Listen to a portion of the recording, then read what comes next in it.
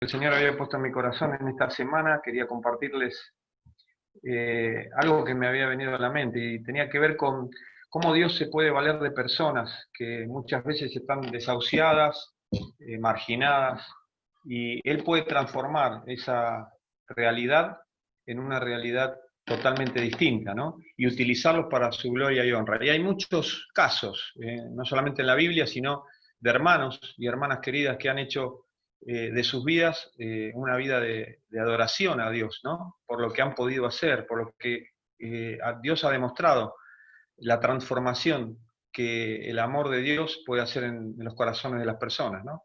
Pero quería llevarlos a pensar en esta tarde en un personaje que es muy poco, no poco conocido, pero poco compartido, podemos decir. Es Jefté. Vamos a leer allí en Jueces capítulo 11, les voy a invitar a que puedan buscar en la Biblia. Jefté fue el 9º juez de Israel, en un momento en el que Israel estaba totalmente perdido en el pecado y en la idolatría, ¿sí? En los sube y bajas de los capítulos de Jueces podemos ver la situación del pueblo de Israel, ¿no? Entre pecado, de idolatría, alejados de Dios, sometidos por los pueblos que estaban a su alrededor, y Dios obrando a través de su gracia, de su favor, para cambiar la vida de ellos en muchas oportunidades, ¿no? Y esta no deja de ser una de ellas. Allí en Jueces capítulo 11, versículo 1, dice la palabra de Dios: Jefté, galadita, era esforzado y valeroso, era hijo de una mujer ramera, y el padre de Jefté era Galad, pero la mujer de Galad le dio hijos, los cuales cuando crecieron echaron fuera a Jefté, diciendo: no heredarás en la casa de nuestro padre, porque eres hijo de otra mujer. Huyó pues Jefté de sus hermanos y habitó en tierra de Tob, y se juntaron con él hombres ociosos, los cuales salían con él. Hasta aquí por ahora vamos a leer. Esto nos da un rápido panorama de cómo era Jefté, ¿no? La vida de Jefté. Podemos decir triste, ¿no? Un triste comienzo de Jefté. Él fue un hijo ilegítimo. La primera cosa que encontramos allí en el versículo 1, que él era un hijo ilegítimo, era hijo de una mujer ramera. Su padre había tenido un desliz en su vida y de ese desliz había nacido Jefté. Y Jefté no solamente había nacido de una mujer ramera, y con todo lo que eso conlleva, ¿no? Para ese momento y para el pueblo de Israel específicamente, sino que además fue rechazado por sus padres, rechazado por su padre y rechazado por su madre. No sabemos en qué situación el padre lo lleva a su casa, pero dice allí la palabra, hasta el versículo que leímos, que su familia adoptiva lo rechazó, con lo cual nos damos cuenta de la acumulación de rechazos en la vida de Jefté, y termina en el versículo 3 diciéndonos que Jefté se reúne en un lugar llamado Tob, que es un lugar donde estaría hoy Siria, pero dice que es un lugar desértico, no había árboles. Tob quiere decir sin árboles, con lo cual eso nos da la pauta de dónde había ido a parar Jefté. Y cuando uno empieza mal, ¿no? Termina mal, dice el dicho. Y así fue la vida de Jefté hasta este momento. Pero ¿qué panorama tan oscuro nos da la palabra de Dios hasta este momento? Una persona que es rechazada, que es bastardeada, que es dejada de lado por su familia, por su padre, su madre lo abandona, y esta es la triste realidad. Pero ¿saben una cosa? Un día Dios dijo: basta. Un día Dios dijo: esto tiene que cambiar. Y Jefté pasa de un pasado terrible, de un presente tremendo, a una rápida promoción y a un cambio. Vamos a leer allí a partir del versículo 5. Dice la palabra de Dios, versículo 5, y cuando los hijos de Amón hicieron guerra contra Israel, los ancianos de Galaad fueron a traer a Jefté de la tierra de Tob, y dijeron a Jefté: ven y serás nuestro jefe, para que peleemos contra los hijos de Amón. Jefté respondió a los ancianos de Galaad: ¿no me aborrecisteis vosotros y me echasteis de la casa de mi padre? ¿Por qué pues venís ahora a mí cuando estáis en aflicción? Y los ancianos de Galaad le respondieron: a Jefté: por esta misma causa, volvemos ahora a ti, para que vengas con nosotros y pelees contra los hijos de Amón, y seas caudillo de todos los que moramos en Galaad. Fíjense, ¿no?, cómo puede cambiar el panorama de un momento a otro. Estas personas que se habían encargado no solamente de rechazarlo, no solamente, ahí en la lectura del texto nos da la pauta de que no solamente ellos participaron en el rechazo de Jefté, sino que seguramente incitaron a Galaad, su padre, para que lo desterrara, lo sacara de aquel lugar. Son aquellas mismas personas que van en busca de ayuda a Jefté. Dice el primer versículo que leímos, ¿se acuerdan que él era un hombre valeroso, un hombre esforzado, valiente? ¿Sí? Seguramente todo el mundo sabía esto de Jefté. Y Israel estaba perdido. Israel no tenía líder, no tenía caudillo, no tenía persona que lo llevara adelante. Y se les presenta un problema. Se les presenta el problema a los hijos de Amón, dice que se reúnen para la batalla, para pelear con Israel. ¿Y qué pasa con ellos? ¿En quién piensan? En Jefté. Aquel que habían abandonado, aquel que no servía para nada, aquel que lo habían dejado como una bolsa de basura en un rincón, pasa a ser aquel que necesitan. Y me llama poderosamente la atención cómo Jefté les reprocha: ustedes vienen a mí ahora que están en aflicción. Y eso es totalmente válido, ¿no? Porque es lo que había pasado. Pero Jefté no solamente podía haber dicho eso, no está en la Biblia porque no lo dijo, pero podía haber dicho: miren, muchachos, arréglense como puedan. Ustedes me desterraron, ustedes me dejaron. Yo los entrego, hagan lo que quieran, no cuenten conmigo. ¿Sí? Eso podía haber dicho Jefté. Estaba en total derecho, porque eso es lo que habían hecho con él. Pero fíjense que todo esto nos muestra el corazón de Jefté. Jefté tenía un corazón especial. Dice que él no solamente arriesga su vida por aquellas personas las cuales lo habían incriminado, sino que él elige dejar su pasado atrás. Él elige dejar su pasado atrás y elige no odiar a aquellos que por una u otra causa lo habían puesto a un lado, sino que él mira hacia adelante. Y esto es una enseñanza que nos da la palabra de Dios, ¿no? Qué bueno es cuando tenemos una mala historia, tenemos un problema, una dificultad, no quedarnos en el pasado, sino superar el pasado. Dejar que ese pasado quede atrás y, como dice el apóstol Pablo, mirar hacia adelante, puesto los ojos en Jesús, ¿sí?, el autor y consumador de nuestra fe. Eso es lo que dice, ¿no? Dejando lo que queda atrás, dice el apóstol. Y esto es lo que hizo Jefté. Jefté no se detuvo en ese momento, en ese lugar de su vida. Muchas personas están detenidas. Muchos de nosotros, hermanos, estamos detenidos en un momento y en una ocasión, en una oportunidad, un momento de dolor, una pérdida de un ser querido, una situación que nos tocó vivir en la vida, un mal momento con un hermano. Nos detiene en un lugar y quedamos a un costado. Pero eso no es lo que quiere Dios. Dios quiere que nosotros miremos hacia adelante, como hizo Jefté. Jefté era un marginado, era de alguna manera y en algún punto un reflejo de lo que fue el Señor Jesucristo, ¿no? Dice que él fue desechado y desterrado de los hombres, dejado de lado, varón de dolores, dice Isaías, experimentado en quebrantos.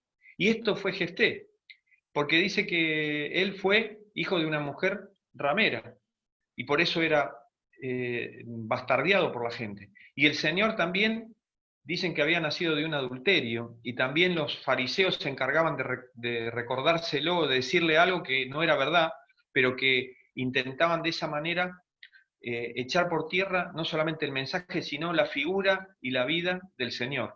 Y esto es lo que hicieron con Jefté. Pero él no se dedicó a esto, sino que él dice que arriesgó su vida por aquellos que lo odiaban.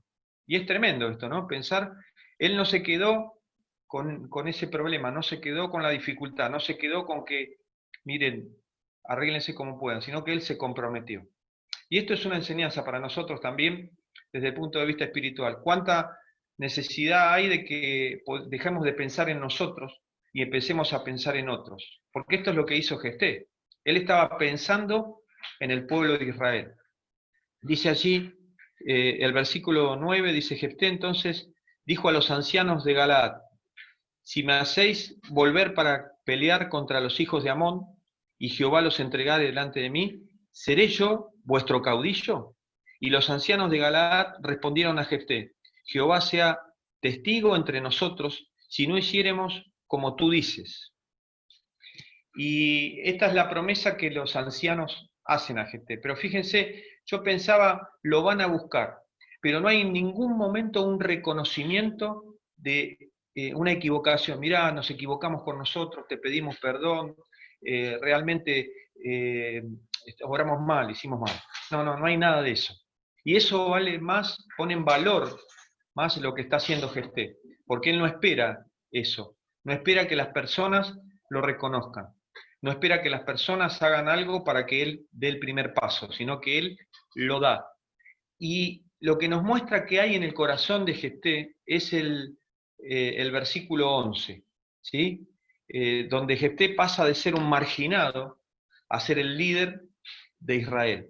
Y dice así el versículo 11: entonces Jefté vino a los ancianos de Galaad, y el pueblo lo eligió por caudillo y jefe.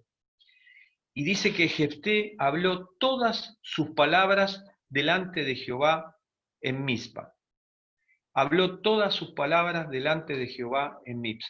Y esto nos habla de cómo era Jefté.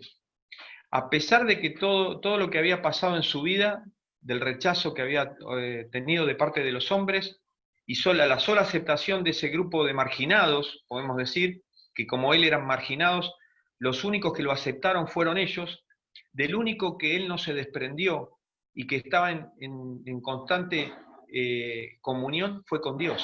Porque él dice que ora a Dios, y eso es lo que hace la diferencia. Él dice que está allí y tiene una comunión con Dios. Dice, habló todas sus palabras delante de Jehová. Y me imagino allí orando a Jefté y dando gracias a Dios por lo que estaba pasando, dando gracias a Dios por el cambio que estaba operando Dios en su vida.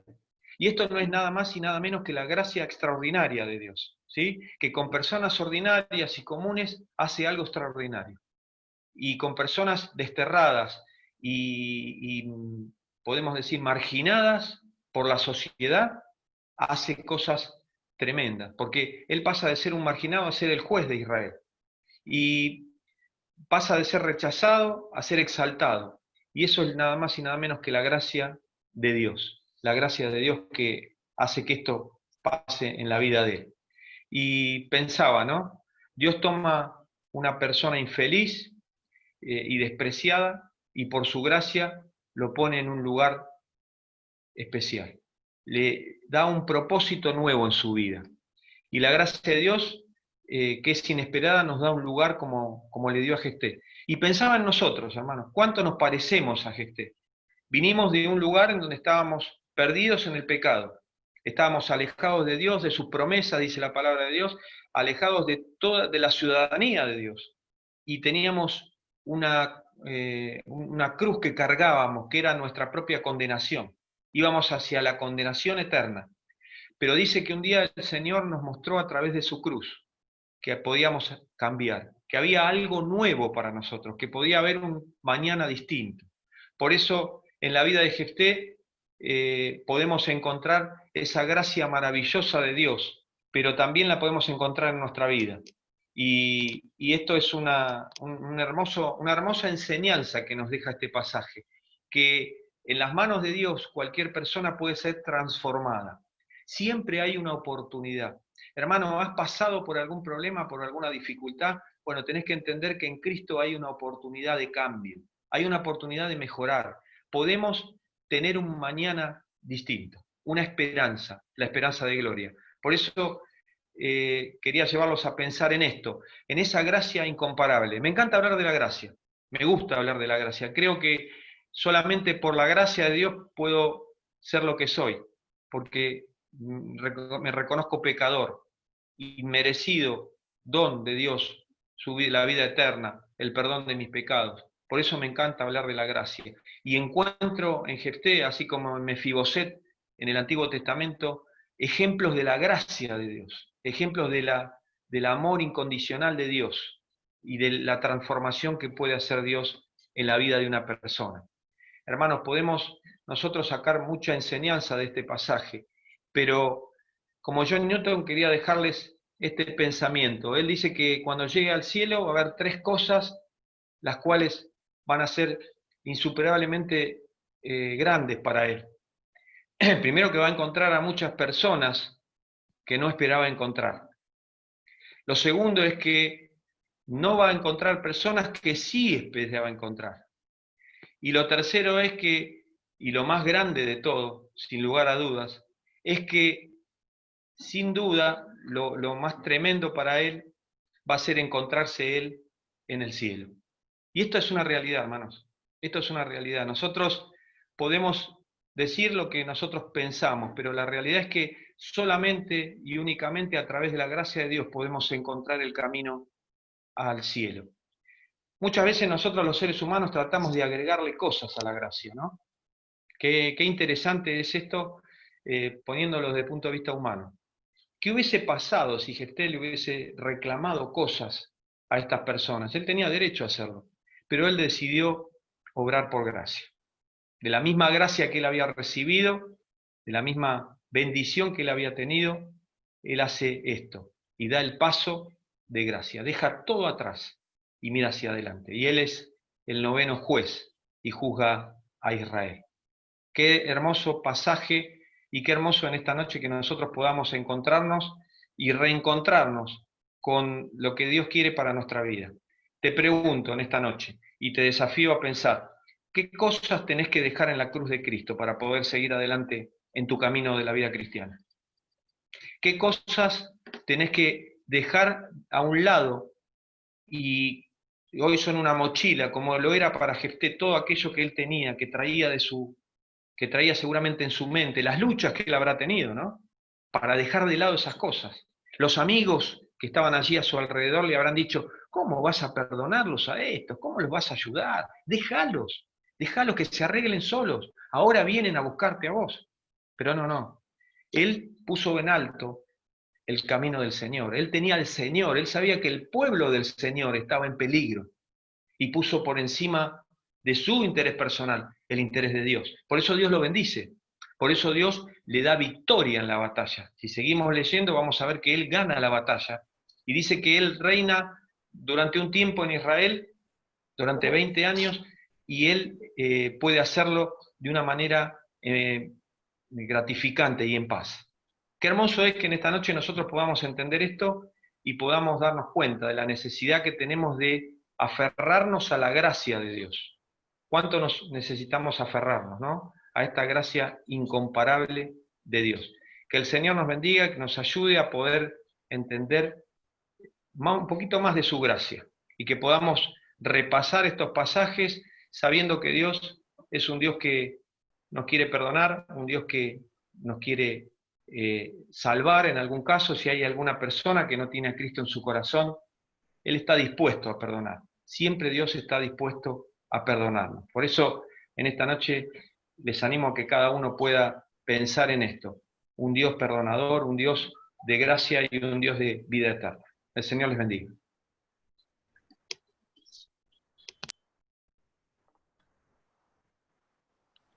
Bueno, Guillermo, ¿me podrías orar para finalizar la reunión? Sí. Amado Padre Celestial, queremos agradecerte por habernos permitido escuchar tu palabra. Gracias, Padre Celestial, porque tú utilizas a personas sencillas para poder hacer la obra que tú quieres. Y es por eso, Padre Celestial, que tenemos que mirar para adentro y ver cómo estamos nosotros, Padre Celestial. Amado Padre Celestial, pedimos por tu palabra que ha sido entregada, para que cada hijo tuyo pueda pensar, recapacitar y sobre todas las cosas ponerlo en práctica. Pedimos por las almas que están escuchando y que no han tomado una decisión, para que ellas también puedan acercarse a ti, Padre Celestial. Queremos poner en tus manos a este matrimonio de allí de Gaiman, que están teniendo este problema de salud, ella, Rocío, pedimos para que seas tú quien guíes a los médicos en todo momento. Dejamos esta reunión en tus manos, en el nombre del Señor Jesucristo. Amén.